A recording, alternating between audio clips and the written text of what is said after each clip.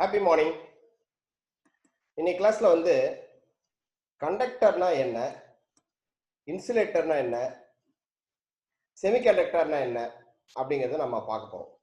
என்னென்னலாம் கண்டக்டர்ஸ் இருக்கு, so கண்டக்டர்னுடைய property என்ன, செமிகண்டக்டர்னுடைய ப்ராப்பர்ட்டி என்ன, ஒரு இன்சுலேட்டர்னுடைய ப்ராப்பர்ட்டி என்ன, ஸோ இது எல்லாத்தையும் நம்ம பார்க்கறது தான் இந்த class. So conductor, insulator, semiconductor. இப்போ கண்டக்டர்ஸ் அப்படின்னா என்னன்னு பாத்தீங்கன்னா, மின்சாரத்தை கடத்தக்கூடிய அனைத்து பொருட்களையும் நாம வந்து கண்டக்டர் அப்படின்னு சொல்றோம். ஸோ மின்கடத்தி அப்படிங்கிறது தான் கண்டக்டருடைய தமிழாக்கம். Substances through which a flow of current, that is a flow of free electrons, can be set up easily are called conductors. So ஒரு கண்டக்டர் அப்படின்னா அது வந்து மின்சாரத்தை கடத்தக்கூடிய பொருளாக இருக்கணும். அதுல மின்னோட்டம் போகணும், கரண்ட் வந்து ஃப்ளோ ஆகணும், அல்லது கரண்ட் போகிறதுக்கு ஈஸியா எலக்ட்ரான்ஸ் எல்லாம் மூவ் ஆகக்கூடிய ஒரு பொருளை தான் நம்ம என்ன சொல்றோம், கண்டக்டர் அப்படின்னு நம்ம சொல்கிறோம். So most of the metals are good conductors. Metals எல்லாமே பாத்தீங்கன்னா முக்கால்வாசி மெட்டல்ஸ், ஸோ எல்லா மெட்டல்ஸுமே வந்து ஒரு நல்ல மின்கடத்தியா இருக்கும். So it's a good conductor. The atom of these substances are either only 1 or 2 electrons or a shortage of 1 or 2 electrons in their outermost orbit is called conductor. ஒரு கண்டக்டர்னுடைய ஆட்டம் எப்படி இருக்கும், ஒரு மின்கடத்துற பொருளுடைய ஆட்டம் எப்படி இருக்கும் அப்படின்னு பாத்தீங்கன்னா, அந்த அவுட்டர்மோஸ்ட் ஆர்பிட் ஆஃப் த ஆட்டம், அதாவது ஒரு ஆட்டம் கண்டக்டர்னுடைய அணுவின் வெளியில இருக்கக்கூடிய அந்த ஆர்பிட்ல, அவுட்டர்மோஸ்ட் ஆர்பிட்ல இருக்கக்கூடிய எலக்ட்ரான்ஸ்களின் எண்ணிக்கை வந்து 1 அல்லது 2 இருக்கும், அல்லது 1 அல்லது 2 குறைவான எலக்ட்ரான்ஸா இருக்கக்கூடிய அந்த பொருட்களை தான் நம்ம என்னன்னு சொல்றோம்னா கண்டக்டர் அப்படின்னு சொல்றோம். அப்ப நார்மலா ஸோ வேலன்ஸ் ஆர்பிட் அப்படிங்கிறது இந்த ஆட்டம்னுடைய அவுட்டர்மோஸ்ட் ஆர்பிட்டினுடைய எலக்ட்ரானை நம்ம வேலன்ஸ் எலக்ட்ரான் அப்படின்றோம். அந்த அவுட்டர்மோஸ்ட் ஆர்பிட்டை தான் நம்ம வேலன்ஸ் ஆர்பிட் அப்படின்னு சொல்றோம்.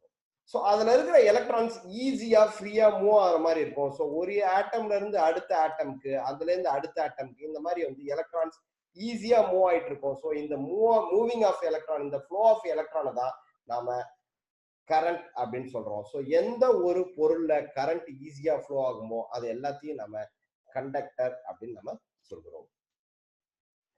ஸோ கண்டக்டர்ல பாத்தீங்கன்னா அந்த எவ்வளவோ கண்டக்டர்ஸ் மெட்டல்ஸ் எல்லாமே சொல்றோம். அதுல பெஸ்ட் கண்டக்டர்ஸ் எது அப்படிங்கறத நம்ம லிஸ்ட் பண்ணோம் அப்படின்னா, the following is the list of metal conductors in the order of their conductivity.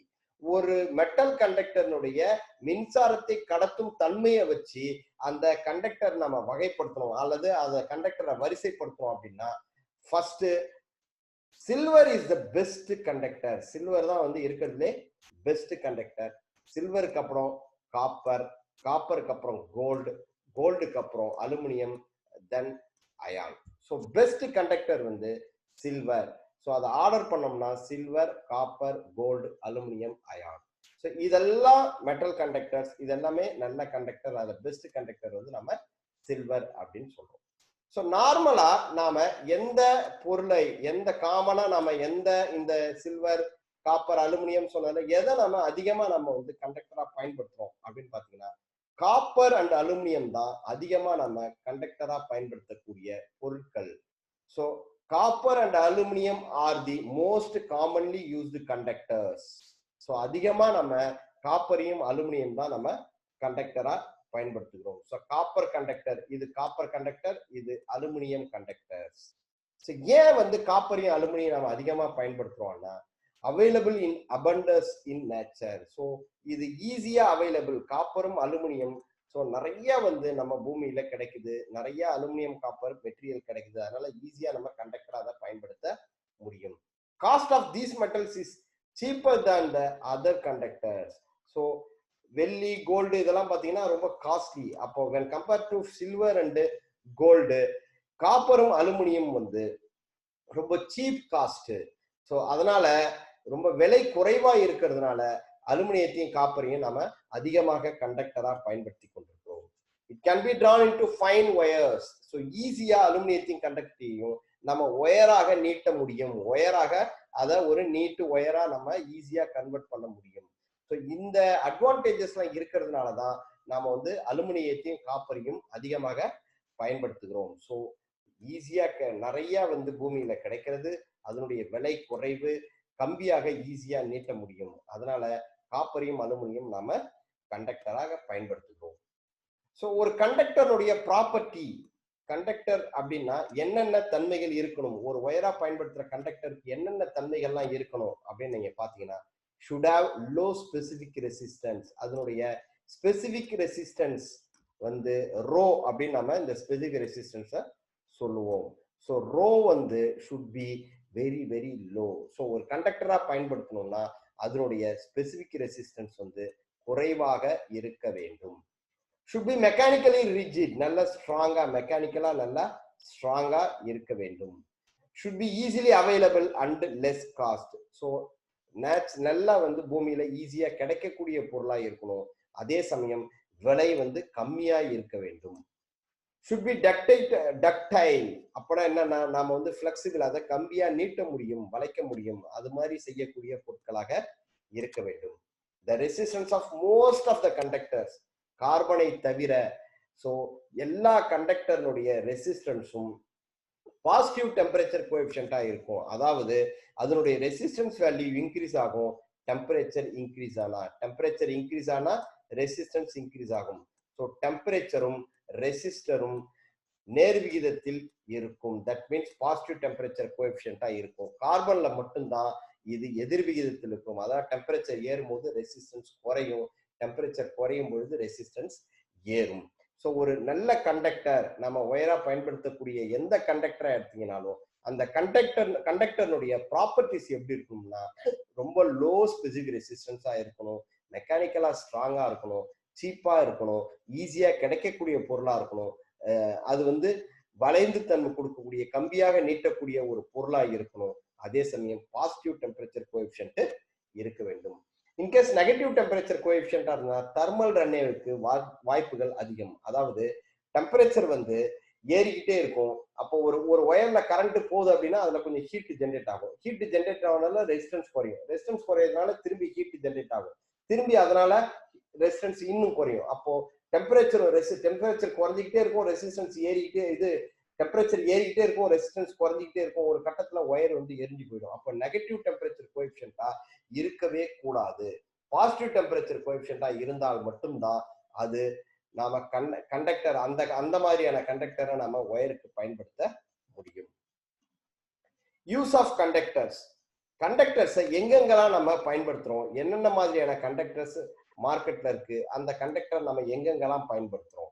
So silver அப்படிங்கிற ஒரு கண்டக்டர், சில்வர் தான் பெஸ்ட் கண்டக்டர்னு சொல்லணும்.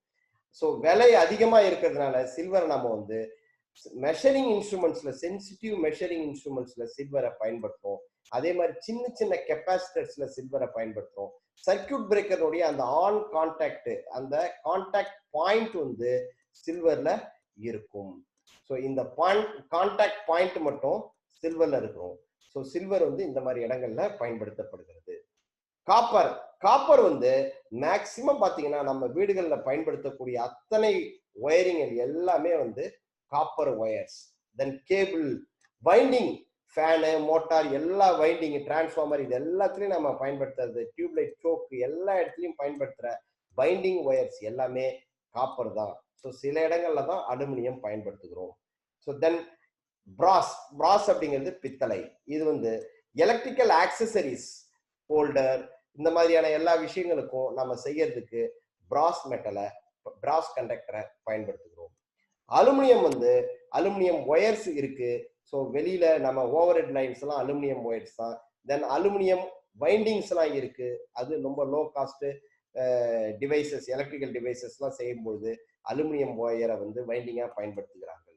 அடுத்து அலுமினியம் கெப்பாசிட்டர், ஒயருக்கு மேல ஷீல்டிங்கா, இதெல்லாம் பயன்படுத்துறதுக்கு இந்த அலுமினியம் கண்டக்டர்ஸ் பயன்படுகிறது.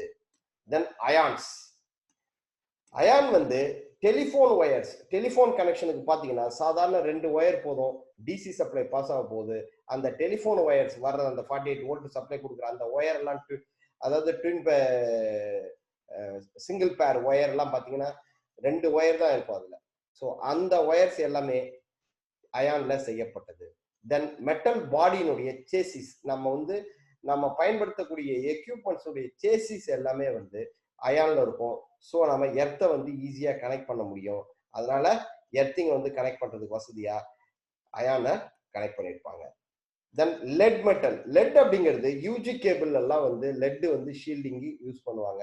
அதே மாதிரி எலக்ட்ரானிக்ஸ்ல மிக முக்கியமாக சால்டரிங் செய்யறதுக்கு ரெண்டு மெட்டல் ஒயர்ஸையோ அல்லது எலக்ட்ரானிக் காம்பனன்ட் பிசிபில சால்டர் பண்றதுக்கோ நமக்கு லெட் மிக மிக முக்கியம். லெட் கூட டின்னு சேர்த்து சால்டர் அப்படின்னு செய்வாங்க. தென் இன்னும் நிறைய கண்டக்டர்ஸ் இருக்கு. டின் பாத்தீங்கன்னா நான் தான் சொன்னேன், லெட் கூட டின்னு மிக்ஸ் பண்ணி தான் சால்டரா நம்ம பயன்படுத்துவோம். So solder and anti corrosive plating of various metal. சிலதெல்லாம் துருப்பிடிச்சிரும் அப்படின்னு, அயான்லாம் துருப்பிடிக்கும் அப்படின்னு தெரிஞ்சு அதுக்கு மேல நம்ம டின் கோட்டிங் பண்ணிடுவோம். ஸோ தட் அது கரோஷன் ஆகாது, அந்த கண்டக்டர் நம்ம பயன்படுத்த முடியும். ஜிங்க் எங்க பயன்படுத்துறோம் அப்படின்னா லெக்லாஞ்ச் செல்லு, ட்ரை செல்ஸ் அல்லது அயானை கேல்வனைஸ் பண்றதுக்கு ஜிஐ அப்படின்னு சொல்லுவோம். ஜிஐ ஷீட்லாம் அந்த மாதிரி இடங்கள்ல பேட்டரிஸ்ல எல்லாம் இந்த ஜிங்கை பயன்படுத்துகிறோம். அதான் லெக்லாஞ்ச் செல்லு இதெல்லாம். அதே மாதிரி லெட் ஆசிட் பேட்டரியில அதிகமாக பயன்படுத்துவோம். யுரேகா அப்படிங்கிற மெட்டல் ரெசிஸ்டர் செய்யறதுக்காகவும் ரியோஸ்டாட் செய்யறதுக்காகவும் பயன்படுத்துவோம். வேரியபிள் ரெசிஸ்டன்ஸ் அதை செய்யறதுக்காக யுரேகா அப்படின்ற கண்டக்டர்ஸை பயன்படுத்துவோம். Then nichrome heating element. So geyser, அப்புறம் இம்மர்ஷன் ஹீட்டர், இதெல்லாம் அந்த heating element, iron box heater element, இது எல்லாம் பார்த்தீங்கன்னா இந்த நிக்ரோம் அப்படிங்கிற ஒயர்ல தான் இந்த ஹீட்டிங் மெட்டல்ஸ் செய்யறோம். தென் டங்ஸ்டன்ன்றது பார்த்தீங்கன்னா தெர்மியானிக் டியூப்ஸ். பழங்காலத்து இந்த டிரான்சிஸ்டர் தெர்மியானிக் டியூபை ரீப்ளேஸ் பண்ணி தான் வருது. அந்த வேக்யூம் டியூப் இதெல்லாம் நம்ம பயன்படுத்தக்கூடிய அந்த கேத்தோடு பாத்தீங்கன்னா ஹாட் கேத்தோட்ஸ் அதெல்லாம் இந்த டங்ஸ்டன்ல செய்யப்பட்டது. அது மட்டும் இல்லாம ஜிஎல்எஸ் பல்ப், இன்காண்டிசன் பல்ப் எல்லாத்துலயுமே அந்த ஃபிலமெண்ட் டங்ஸ்டன்ல இருக்கும். தென் ஃபியூஸ் ஒயருக்கு டங்ஸ்டன் பயன்படுத்துகிறோம். கார்பன் நார்மலா கார்பன் ரெசிஸ்டன்ஸ், எலக்ட்ரானிக்ல பயன்படுத்துற முக்கியமான ரெசிஸ்டன்ஸ் கார்பன் ரெசிஸ்டன்ஸ். அது மட்டும் இல்லாம மோட்டார் ஆர்மேச்சர், அதுக்கப்புறம் ஜெனரேட்டர்ஸ், இதெல்லாம் பிரஷ் பயன்படுத்துவோம். அதாவது ஒரு ரொட்டேட்டிங் ஆர்மேச்சருக்கு நம்ம சப்ளை கொடுக்கணும்னா ஒயர்ல கொடுக்க முடியாது, பிரஷ் வழியா தான் கொடுக்க முடியும். ஸோ அந்த பிரஷ் ஆர்மேச்சரையும் அந்த காமடேட்டரையும் டச் பண்ணிட்டு இருக்கோம். அது வழியா தான் கரண்ட் நமக்கு காமடேட்டருக்கு போகும். அப்ப அந்த சுத்தும் பொழுதே அந்த பிரஷ் வழியா டச் பண்ணிக்கிட்டே இருக்கும், காமடேட்டர்ல கரண்ட் பாஸ் ஆகும். இதுக்கெல்லாம் கார்பன் பிரஷ் பயன்படுத்துவோம். இன்னும் நல்ல குவாலிட்டி எக்யூப்மெண்டா இருந்தா பிராஸ் பிரஷ் யூஸ் பண்ணுவாங்க. ஸோ இதெல்லாம் கண்டக்டரா பயன்படுத்தக்கூடிய materials. Silver, aluminium, copper, lead, tin, zinc, eureka, nichrome, tungsten, carbon, இதெல்லாம் முக்கியமாக நாம எலக்ட்ரிக்கல்லையோ எலக்ட்ரானிக்ஸ்லயோ பயன்படுத்தக்கூடிய முக்கியமான கண்டக்டர்ஸ். அது பயன்படுத்தக்கூடிய இடங்களை நாம பார்த்தோம். Next insulators. இன்சுலேட்டர் அப்படிங்கிறது என்ன? இன்சுலேட்டர் அப்படின்னா நமக்கு நல்லாவே தெரியும். இன்சுலேட்டர் நமக்கு பிளாஸ்டிக் இந்த மாதிரி பொருட்கள்லாம் நம்ம இன்சுலேட்டர்னு சொல்றோம். So if the number of valence electrons in an atom is 5, 6, 7 or 8, then they tend to bind to the atom. So இந்த வேலன்ஸ் எலக்ட்ரான் இருக்கு இல்லைங்களா, ஒரு ஆட்டம்ல வேலன்ஸ் எலக்ட்ரான் 5, 6, 7 இருக்கக்கூடிய மெட்டீரியல்ஸ் எல்லாம் இன்சுலேட்டர்னு சொல்றோம். 8 இருந்ததுன்னா பெஸ்ட் இன்சுலேட்டர். 8 இருக்கிறது தான் best insulator. Therefore, even if a large external energy is applied, none of the electrons or very few electrons come out of their orbit and be available as free electrons. So, இந்த மாதிரி ஒரு insulator மெட்டீரியல்ல இருக்கக்கூடிய அந்த 5, 6, 7, 8 electron outer most ஆர்பிட்ல இருக்கும்போது நீங்க அதிகமான எனர்ஜியை நம்ம கொடுத்தா கூட, வோல்டேஜ் அதிகமா நம்ம எக்ஸ்டர்னலா சப்ளை பண்ணா கூட எலக்ட்ரான்ஸ் எதுவுமே அந்த பவுண்டிங்கை விட்டு எலக்ட்ரான் ஆர்பிட்டை விட்டு வெளியே வராது, அல்லது 1 or 2 எலக்ட்ரான்ஸ் மட்டும்தான் வெளியே வரும். Hence, such materials which are not good conductors of electricity are called non-conductors அல்லது insulators. So இந்த மாதிரி மின்சாரத்தை கடத்தாத பொருட்களை நாம நான் கண்டக்டர் அப்படின்னு சொல்றோம், அல்லது இன்சுலேட்டர் அப்படின்னு நம்ம சொல்கிறோம். Insulator are also called dielectrics. இன்சுலேட்டருக்கு இன்னொரு பேரு டைஎலக்ட்ரிக். ஸோ இன்சுலேட்டர் வந்து நான் கண்டக்டர்னு சொல்லலாம், டைஎலக்ட்ரிக் அப்படின்னு சொல்றோம். ஸோ டைஎலக்ட்ரிக் அப்படின்றது என்னன்னா, insulating materials prevents current flow through unwanted path and minimize electrical hazards. So எந்த இடத்து வழியா நம்ம கரண்ட் நம்ம ஒரு ஒயர் வழியா கரண்ட் அனுப்புறோம், ஆனா ஒரு வழியா அது வந்து பாடிக்கு போகக்கூடாது. இந்த மாதிரி இந்த வேற நமக்கு தேவையில்லாத பக்கங்கள் வழியா தேவையில்லாத வழிகள்ல கரண்ட் போகிறத தடுக்கிறதுக்கு நாம இந்த இன்சுலேட்டரை பயன்படுத்துகிறோம். ஸோ இன்சுலேட்டர் மின்சாரத்தை கடத்தாது. அதனால எந்த இடத்துல மின்சாரத்தை நம்ம கடத்தக்கூடாது, எந்த இடத்துல மின்சாரத்தை அனுப்பக்கூடாது, எந்த இடத்துல மின்சாரம் போகக்கூடாதுன்னு நினைக்கிறோமோ அந்த இடத்துல நம்ம இன்சுலேட்டரை பயன்படுத்த வேண்டும். ஸோ இன்சுலேட்டர் அப்படின்னு பாத்தீங்கன்னா காமனா நாம எங்கெங்க பயன்படுத்துற இன்சுலேட்டர்ஸ் என்னென்ன நாம பயன்படுத்துறோம், இன்சுலேட்டர் பயன்படுத்துறது என்னென்ன அப்படின்னு பாத்தீங்கன்னா, ஸோ சம் காமன் இன்சுலேட்டர்ஸ் இன் தி டிசெண்டிங் ஆர்டர்ஸ், அதாவது நல்ல இன்சுலேட்டர் மேலையும் சாதாரண இன்சுலேட்டர்ஸ் கீழையும் நம்ம லிஸ்ட் பண்ணிருக்கோம். எந்தெந்த இன்சுலேட்டர் அப்படின்னு பாருங்க. So best insulator போர்சிலின். போர்சிலின் எங்க நம்ம பார்க்கலாம்னா, OH லைன்லாம் கேபிள் மேல இந்த போர்சிலின் இன்சுலேட்டர் வழியா தான் மேல இன்சுலேஷன் பண்ணப்பட்டிருக்கும். இந்த மாதிரி இன்சுலேட்டர் இருக்கும், இது வழியா ஒயர் வந்து இப்படி போகும். ஸோ போஸ்ட்ல இது படாது, அதுக்காக பயன்படுத்த இந்த பீங்கான் அப்படின்னு நம்ம சொல்லுவோம், போர்சிலின் இன்சுலேட்டர்ஸ். அதுக்கப்புறம் கிளாஸ், கண்ணாடி. கண்ணாடி ஒரு பெஸ்ட் இன்சுலேட்டர். தென் பிளாஸ்டிக் வந்து ஒரு நல்ல இன்சுலேட்டர். ரப்பர் தெரியும், பேப்பர் நம்ம பயன்படுத்துற பேப்பர் ஒரு நல்ல இன்சுலேட்டர். ஏர் வந்து ஒரு இன்சுலேட்டர். ஏர் இன்சுலேட்டரா இல்லைன்னா என்ன ஆயிருக்கும் பாருங்க, ஒரு பிளக்ல சுவிட்ச் ஆன் பண்ணாலே போதும், நமக்கு ஏர் இன்சுலேட்டர்னா சப்ளை வந்துடும். ஸோ ஏர் ஒரு பெஸ்ட் இன்சுலேட்டர். தென் வுட், மரம் ஒரு நல்ல இன்சுலேட்டர். ஸோ நல்ல காய்ந்த மரம் வந்து நல்ல இன்சுலேட்டர். ஸோ இன்சுலேட்டருடைய தன்மையை வச்சு பெஸ்ட் இன்சுலேட்டர்ல இருந்து நம்ம டிசைனிங் ஆர்டரை சொன்னோம்னா, porcelain, glass, plastic, rubber, paper, air, wood. So many insulators are using in electrical and electronics. So ஒரு இன்சுலேஷன் மெட்டீரியலுடைய ப்ராப்பர்ட்டி எப்படி இருக்கும், அதனுடைய தன்மைகள், இன்சுலேஷன் மெட்டீரியலுடைய தன்மைகள் எப்படி இருக்கும் அப்படின்னு பாத்தீங்கன்னா, ஃபர்ஸ்ட் இன்சுலேட்டருடைய முக்கியமான தன்மை பெர்மனன்ட் நேச்சர் இருக்கணும். அதாவது an insulator should have a permanent nature and its property should not finish by a change in physical condition. அதனுடைய பிசிக்கல் கண்டிஷன் மாறுவதால் அந்த இன்சுலேட்டருடைய தன்மை மாறக்கூடாது. திடப்பொருளாவே இருக்கணும், திரவ பொருளாவே இருக்கணும். அதனுடைய தன்மை மாறாம இருக்க வேண்டும். அப்பதான் அதை இன்சுலேட்டரா நம்ம பயன்படுத்த முடியும். மெக்கானிக்கல் ஸ்ட்ரென்த், அது வந்து நல்ல ஸ்ட்ரென்த்தான இன்சுலேட்டர் இருக்கணும். இன்சுலேட்டர் நல்ல ஸ்ட்ரென்த் இருக்கணும், அப்பதான் நம்ம ஒயரெல்லாம் நம்ம அதை கனெக்ட் பண்ணி எடுக்க முடியும். இப்ப இந்த OH லைன்ல ஒயர் போட்டு இவ்வளவு டென்ஷனா இழுக்கும் பொழுது அது நல்ல டென்ஷனை தாங்கக்கூடிய ஸ்ட்ரென்த் இருந்தா மட்டும்தான் இந்த பீங்கான் இன்சுலேட்டர் நாம பயன்படுத்த முடியும். So an insulator should be capable to bear mechanical pressure and vibrations. So மெக்கானிக்கலுடைய ப்ரெஷரையும் அல்லது வைப்ரேஷனையும் தாங்கக்கூடிய அளவுக்கு மெக்கானிக்கல் ஸ்ட்ரென்த் இன்சுலேட்டருக்கு இருக்க வேண்டும். தென் டெம்பரேச்சர் டாலரன்ஸ், வெப்பநிலையை தாங்கக்கூடிய தன்மை இன்சுலேட்டருக்கு இருக்க வேண்டும். An insulator should be capable to bear variations in atmospheric temperature. Temperature வெப்பநிலை மாறும் பொழுது அதை தாங்கக்கூடிய தன்மை இருக்க வேண்டும். அதே சமயம் ஹியூமிடிட்டி, கடல் பக்கமா இருக்கக்கூடிய சிட்டிஸ், கடல் பக்கமா இருக்கக்கூடிய கிராமங்கள், அந்த மாதிரியான நகரங்கள்லாம் பயன்படுத்தக்கூடிய இன்சுலேட்டர் அந்த ஏரியால ரொம்ப ஹியூமிடிட்டி அதிகமா இருக்கும்.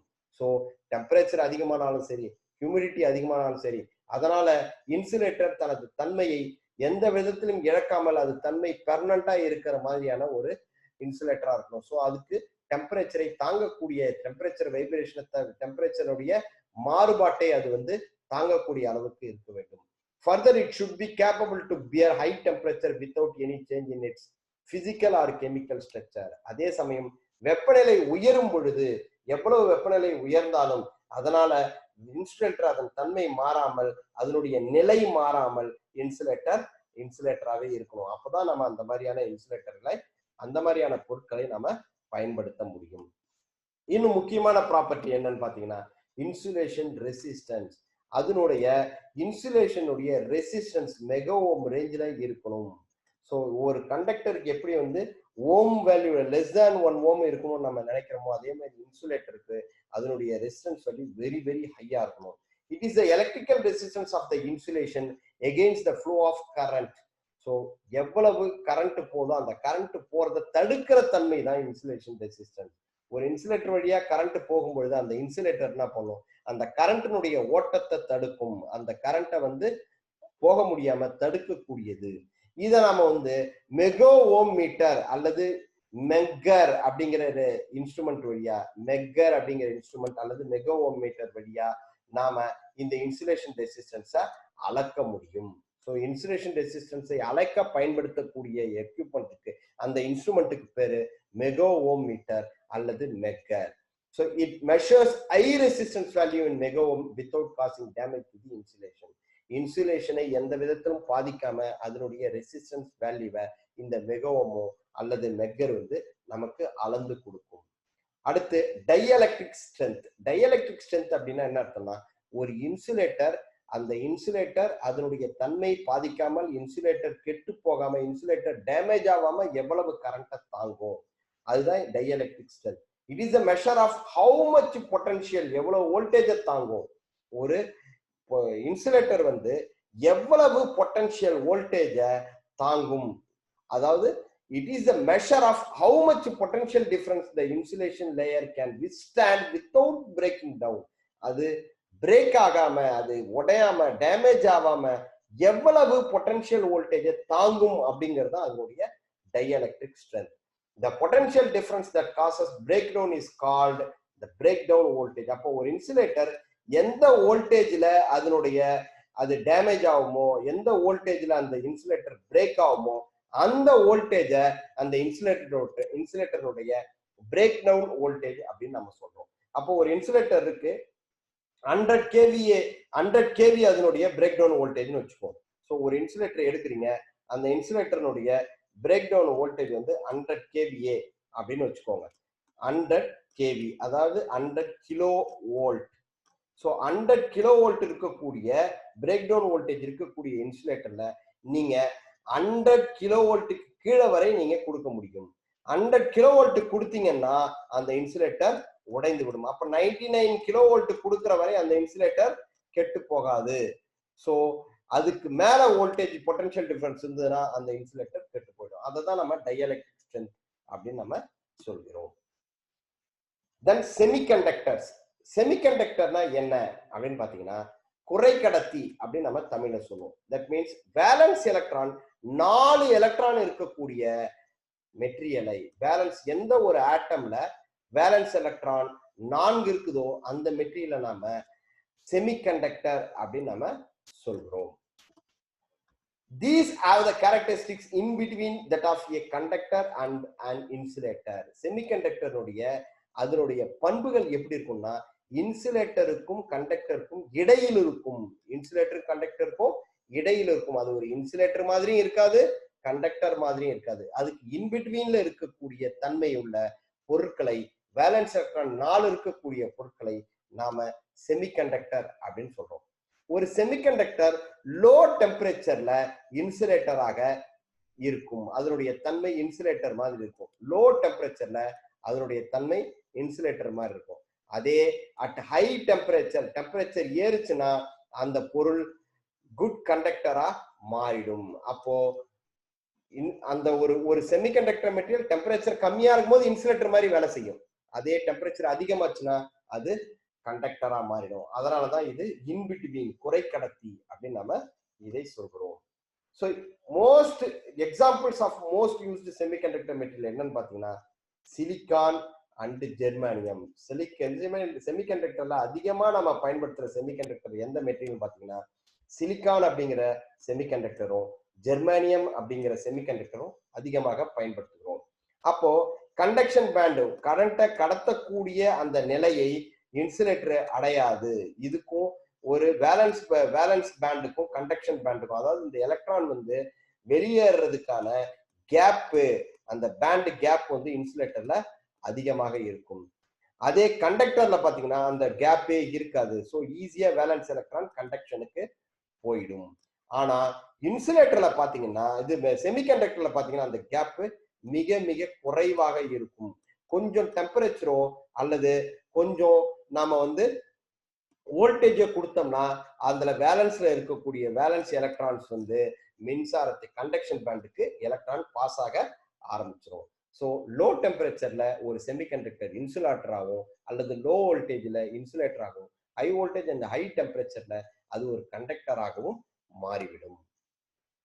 So current carrying capacity, current carrying கெப்பாசிட்டினா என்ன, ஒரு கண்டக்டர் எவ்வளவு கரண்ட் தாங்கும் அப்படிங்கிறது current carrying capacity. The amount of current that can flow through a wire depends on how good is the conductivity of the conductor used and physical dimension of the conductor. ஒரு conductor மின்சாரத்தை எவ்வளவு கரண்ட்டை கடத்தும் அப்படிங்கிறது எதை பொறுத்தது அப்படின்னா, அதில் நாம பயன்படுத்தக்கூடிய மெட்டீரியல், அந்த கண்டக்டிவிட்டிக்காக அந்த ஒயர் என்ன மெட்டீரியல்ல செய்யப்பட்டது அப்படிங்கிறதும், அதனுடைய பிசிக்கல் டைமென்ஷன், அந்த ஒயர்னுடைய லென்த் எவ்வளோ, அந்த ஒயர்னுடைய diameter, that means square cross section area எவ்வளவு அப்படிங்கிறத பொறுத்து தான் அந்த ஒயர் எவ்வளவு கரண்டை தாங்கும் அப்படிங்கறத நம்ம டிசைட் பண்ண முடியும். ஸோ லார்ஜர் த டயாமீட்டர் ரொம்ப பெருசா இருந்தது அப்படின்னா அது வழியாக அதிகமான கரண்ட் போகும்.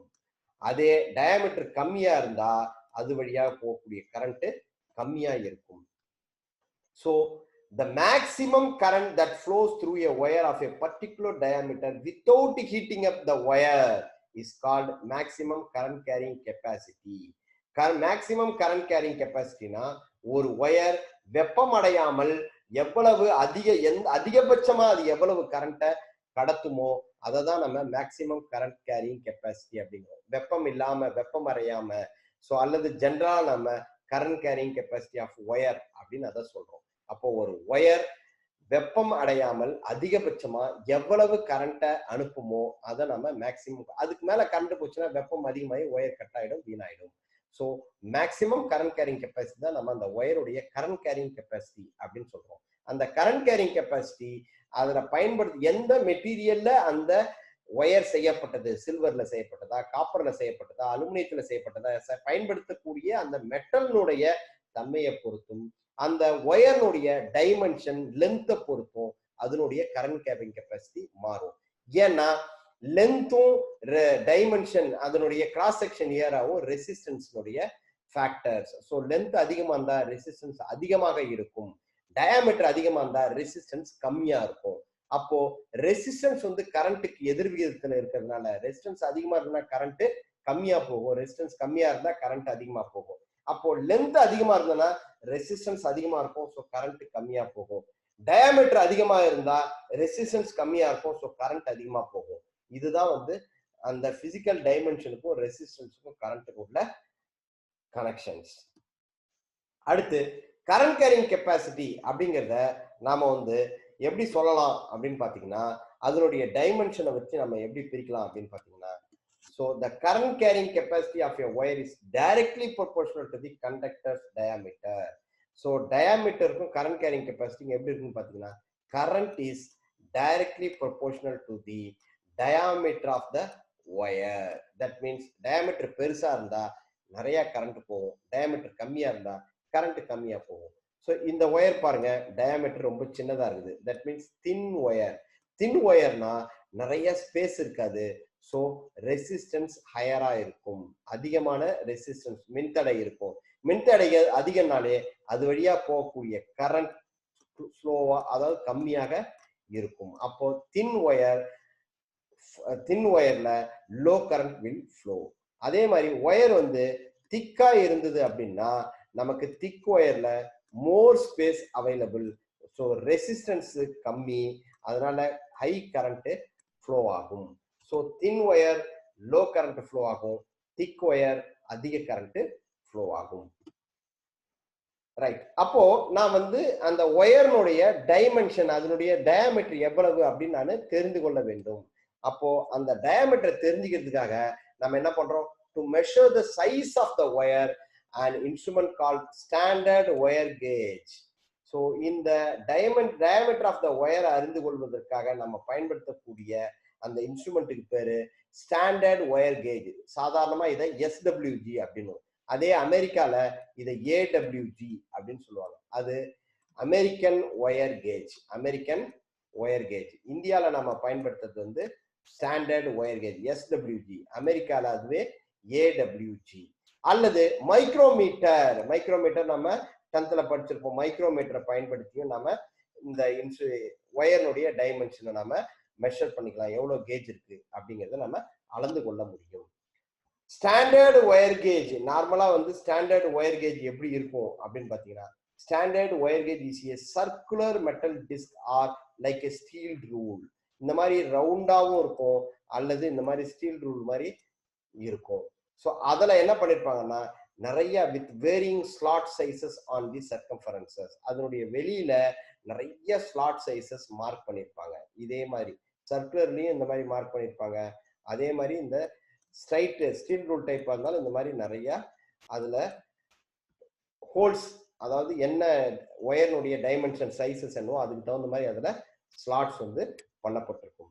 ஸோ ஒவ்வொரு ஸ்லாட்டுமே ஒவ்வொரு கரஸ்பாண்டிங் கேஜ் நம்பர் இருக்கும். அதனுடைய கேஜ் நம்பர் எவ்வளவுங்கிறது அங்கே மென்ஷன் பண்ணியிருப்பாங்க. ஸோ எந்த ஸ்லாட்ல நமக்கு ஒயர் ஈஸியா நுழையுதோ, அதாவது டைட்டாகவும் இருக்கும் அதே சமயம் ஃப்ரீயா போய் வந்ததுன்னா அதனுடைய கேஜ் நம்பர் என்ன அப்படிங்கிறத நம்ம எடுத்துக்க முடியும். ஸோ அதுல இருந்து நம்ம கேஜ் நம்பரை எடுத்துக்கலாம்.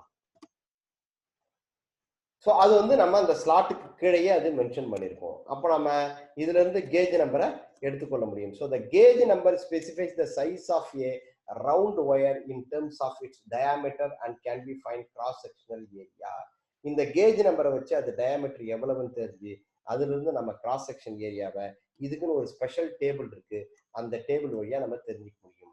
As the gauge number increases from 0 to 36, the diameter and the circular area decreases. So இது ரொம்ப முக்கியம். கேஜ் நம்பர் பெருசு அப்படின்னா டயாமீட்டர் சின்னது, கேஜ் நம்பர் சின்னது அப்படின்னா டயாமீட்டர் பெருசு. அதாவது ஒரு 9-8 கேஜி ஒயர் அப்படின்னு எடுத்தீங்கன்னா அது பெரிய சைஸா இருக்கும். அதே 32 கேஜி ஒயர் அப்படின்னு எடுத்தீங்கன்னா ஒயருடைய சைஸ் ரொம்ப சின்னதா இருக்கும் diameter. So higher gauge number indicates thinner wire. Number அதிகமாக அதனுடைய ஒயருடைய திக்னஸ் கம்மியாக இருக்கும். If a wire has 7 conductor and 20 SWG numbers. இப்போ ஒரு ஒயர் இருக்கு, அதுல 7 கண்டக்டர் 7 ஸ்ட்ராண்ட் இருக்குதுன்னு வச்சுங்க. ஒவ்வொரு ஸ்ட்ராண்டும் 20 கேஜி அப்படின்னா அந்த ஒயர் எப்படி சொல்லுவாங்கன்னா 720 அப்படின்னு.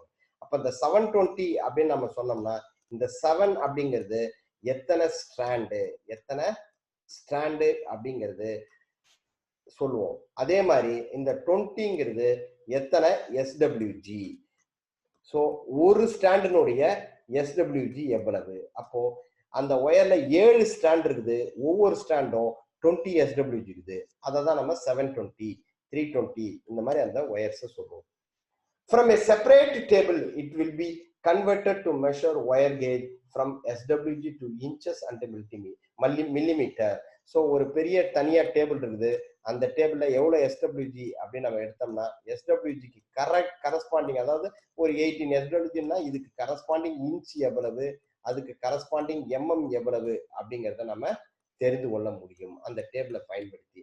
ஸோ இதுல இருந்து நமக்கு டயாமீட்டர் ஆஃப் த ஒயர் தெரிஞ்சிடும். டயாமீட்டர் ஆஃப் த ஒயரை வச்சு அது எவ்வளவு கரண்ட் பாஸ் பண்ணும், மேக்சிமம் கரண்ட் கேரிங் கெப்பாசிட்டி ஒயருக்கு எவ்வளவு தெரிஞ்சுட்டு அதுக்கு தகுந்த சர்க்யூட்ல நாம இதை பயன்படுத்த முடியும்.